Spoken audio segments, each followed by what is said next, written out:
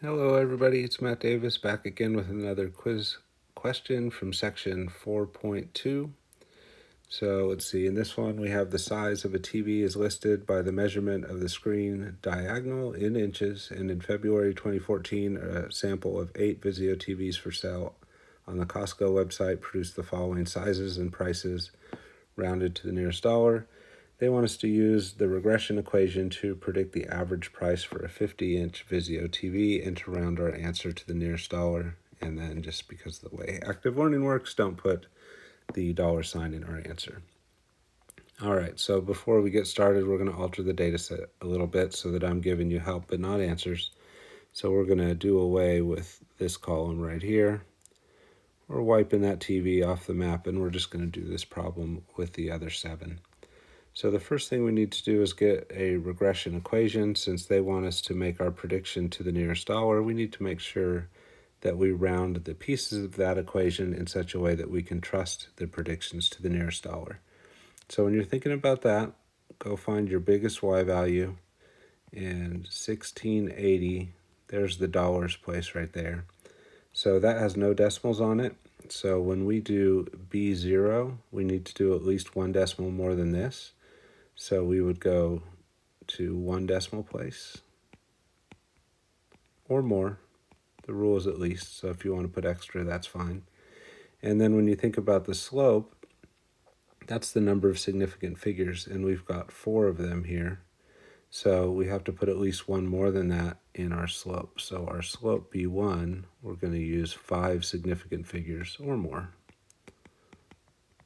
So that can be a place where things go wrong on this sometimes too. If we don't set up our equation correctly with enough decimal places in the y-intercept and enough significant figures in our slope, then we're going to end up with an equation that can't predict accurately to the nearest dollar. All right, let's switch to the calculator, go get that equation. So to put the data in, we would press the stat key and choose the edit option. I already put the data in to speed things up a little bit, so if you arrow through there, you'll see that I've got all 7 of them and just missing the one that I crossed off. Once the data is in there, you want to get your regression equation, so you press the stat button again. You move over to the center column option of calc, and then we want linear regression down here at number 9 with the a plus bx is the format we use in the stat class, and we put our data in L1, comma, L2, and you'll see me pressing that orange button before I press the L1 and L2 to make sure I'm shifted up to the orange line. So I'm getting L1 and L2 instead of just 1 and 2. All right, so that produces our equation. So thinking about what we said a minute ago, for our y-intercept, which is the a on the calculator, we need to use at least 1 decimal place. So negative 889.4, rounding up because of the 7. And then for our slope, we need at least 5 significant figures. So 33.464, leaving that as a 4 because of the 1 that's after it.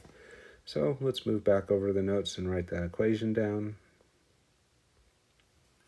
So our equation is going to be y hat is approximately equal to negative 889.4 plus 33.464 times x. So 1 decimal place on our intercept and 5 significant figures on our slope is going to get the job done. And then they want us to make a prediction for a 50-inch TV. So we're going to take that 50 and we're going to plug it in right there for the x, and then we'll round our answer to the nearest dollar. So our y hat prediction is going to be negative 889.4 plus 33.464 times 50. And we'll switch over, put that in the calculator real quick. So we have negative 889.4 plus 33.464 times 50.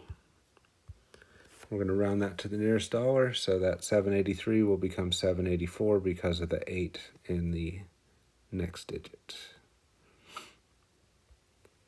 So we get approximately $784.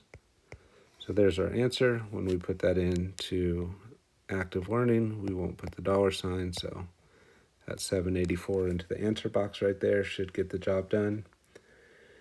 Again, places where people might go wrong is if you're rounding too much on your regression equation, then that's going to make you lose the accuracy as you get to your prediction. Typos are always possible too, so you just need to be careful with that. But hopefully that example will help you get back on track and improve that quiz score. Good luck.